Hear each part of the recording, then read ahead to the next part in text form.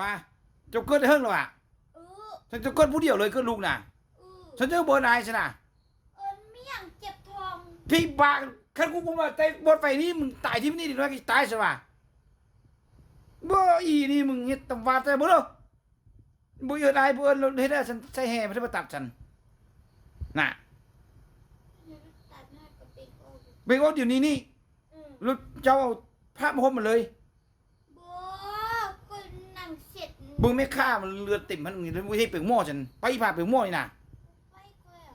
มึงบ่ไปมึงสิตายสิมึงเดี๋ยวมันจ่าแท้ไปพาเปลือกหม้อ ไปอย่างบัว บ่ไปเลยเด้อมึงคิดได้มึงคิดอยู่นี่ฉันเด็กน้อยมึงสิตายเหรอวะ ตายมันจนมิดเรา มันสิตายเท่านั้นมีแต่กูเบิ่งมันหาเจ้าบ่ได้เท่านั้นมึงเกิดลูกเกิดผู้เดียวปะไปที่นี่เราบ่เอิ้นผู้ใดมันกูบ่มาหมดไปตายที่นี่ละลาแล้วนี่เฮ็ดได้ฉันอีนี่เราเป็นพี่บายนี่เฮ็ดอันนี้โอ้บ่ได้นี่ไปพาเปลือกหม้อไปบ่ไปเว้าดีๆ ไปก็ยังบัว บ่ไปเราอีนี่ไปมาเบิ่งอยู่นี่เรานี่มันไม่มันให้เรานี่โอ้ยนี่เจ้าคือบูไปเอิ้นจะบ่โทรหาเพิ่นซั่น ผม น่ะ ไม่อยากค่อยหากันลูกเมื่อกี้นี่ค่อยกินน้ จักชั่วโมงจะเจ็บท้องจะเกิดผู้เดียวอยู่ห้องนอนนี่นะ ำโอ้คุณเจ็บจะซวยคุณ จะช่วยเจ้าคือบ่บอกอายซั่นน่ะก็อยู่นี่หมดมือ ค่อยบ่ฮู้ข้อว่ามันอย่างอีกข้ามมาทิตย์ ป้าไปหม้อไปผ่านหม้อไป ไปเป็นหยังบ่ไป ไป อายานเจ้าตายกันจะบ่ไปหม้อจะเกิดลูกบ่ไปหม้อจังได๋ไปเอาไอ้น้อยไปหม้อได้ไปอันใส่อันห้องอันอบควันอันอบยาอันซะว่ายามมันตายผู้หญิงผู้ชายหั่นน่ะ ผู้ชาย ไปผ่านไปหัวไปไอ้เอินนั่นพนักงานมาช่วยเอาเจ้าไปหัวไปอันปัวไปกินยาก่อนนี่น่ะฮะมาแล้วน่ะเจ้าบุไปเป็นยังบุไปเจ้าบุยานตายอ่ะน่ะเจ้าบุเจ็บยังใช่บุเจ็บใช่เลยก็จังน้อยเขาจะเจ็บสันหวาแล้วเอ็นไว้ก็ขี้ยานตายหมดคืนมึงป่าอันนี้มันก็จะตายโอ้ยเป็นหม้อโอ้ไม่ใช่เป็นเพิ่งเบิ่งเจ้าเขานอนหมดแล้วพนักงานนอนหมดไอ้ก็อีกเป็นนอนเดี๋ยวนี้ไอ้มามอดไฟนี่ซื่อๆน่ะ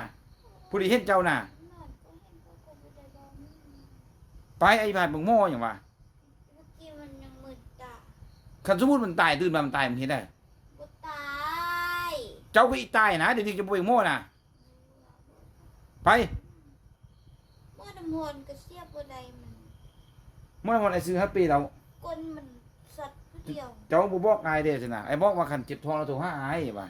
ไปพาเจ้าไปหม้อกับเด็กน้อยกันไปไปรู้ไหมบ่ได้กินไหนเรา ลูกเมี่ยงมันน่าวเรา เอาหน้าวก็ไป เรา ขี้ยานเด็กน้อยตายนี่น้อยตายนี่ เดี๋ยวมันเมื่อก่อนว่า เจ้าหันนะไปไอ้เอิ้นอันพนักงานมาช่วยเด้อไปเนี่ยเอาไปไม่ให้ไปให้มาเดี๋ยว เจ้าบ่ไปหัวน่ะน่ะไปไอ้ถ้ามาไปให้ลูกแม่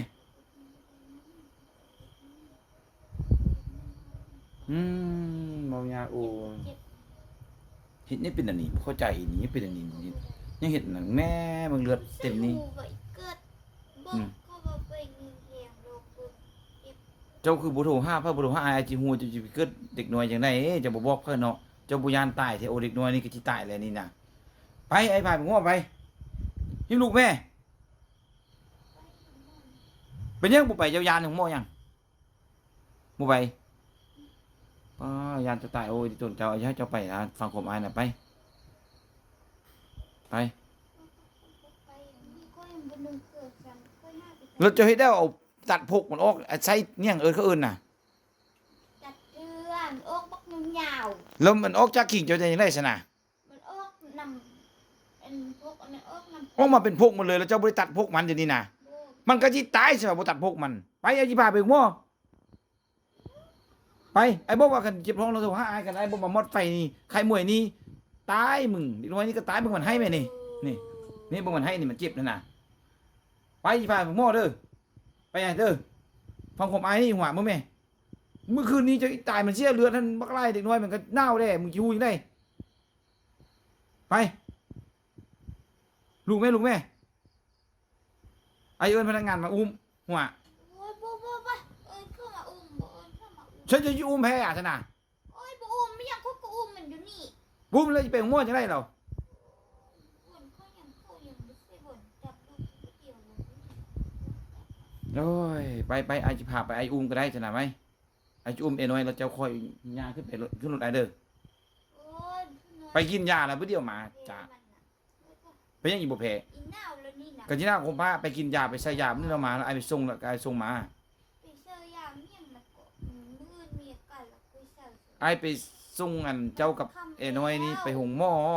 ไปใส่ยาให้ท่านหม้อใส่ยาก่อนแล้วเจ้าก็กินยา กินยาแล้วไอจะมาส่งเจ้าคือเก้าปะนี่ขี้ยานตายเชื่อไอแม่ไปให้ลูกขึ้นมาไหมมาแม่เลือดเต็มผนังแม่นี่พกเต็มผนังจะไม่น่ะพกเลยมันอย่างนี้นะพกมันได้นี่จะให้ได้เห็นนั่นไปคืองัวคือข่วยนี่ให้ได้พกมันนี่จะให้น่ะพกมันนี่พกน้อยน่ะเนี่ยไปเต้นมอจับเส้นจดจ่าให้มึงเนี่ยกูคันด่ามึงทีโน่เดี๋ยวนี้ฮิโร่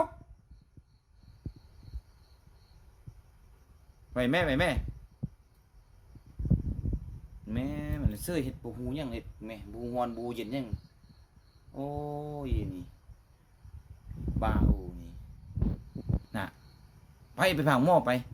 มึงแม่จะให้ได้เอาพกจะดึงมันออกลวกเลยน่ะพกกันน่ะ บ่ดึง บูดึงมันออกได้ยังไงนี่พกกล่องอยู่ มัน นี่ ออกของค่อยอันนี้นะ จะออกของเจ้าเราจะบูเจ็บว่าฉัน ก็เจ็บเลยให้เฮ็ดเดี๋ยวดับกบ เจ็บเยอะนะไอ้ผ่าไปหม้อลูกแม่ผ่าหม้ออย่างวะไป น่ะเพิ่นเจ็บเนาะบ่อยากลุกไปเฮ็ดเดี๋ยวดับกบ บูลูกเลยได้ไปหม้ออีกน้อยที่ตายเจ้าก็ที่ตายเจ้าให้น่ะพกมันกล่องอยู่นี่มึงก็ตัดไส้มันนี่ให้น่ะนี่ตัดไส้บื้อมันน่ะให้น่ะแม่เลือดสาดเต็มนี่อยู่ห้องคนเดียวอวยบุอวยนี่มึงแม่ไอ้บอกว่าโทร5อายเก็บนะครับไอ้บอกว่ามอดไฟไข่มวยนี่บ่เห็นบ่ฮู้จำตายที่นี่ละลานี่โอ้ตื่นเช้ามานี่เด็กน้อยนี่ก็สิตายใช่ไหมอายิพาไปหม้อไปกินยาไปใช้ยาไอ้น้อยก็ไปตัดไส้แล้วกลับมานี่ก็เอาไปส่งแล้วก็กลับมาส่งอันนี้แล้วก็นอนนี่บ่นอนของหม้อน่ะคันจะบ่นอนก็บ่นอนไปส่งไปของหม้อซื้อไปรู้แม่ไปนี่ไหนอื่นน่ะ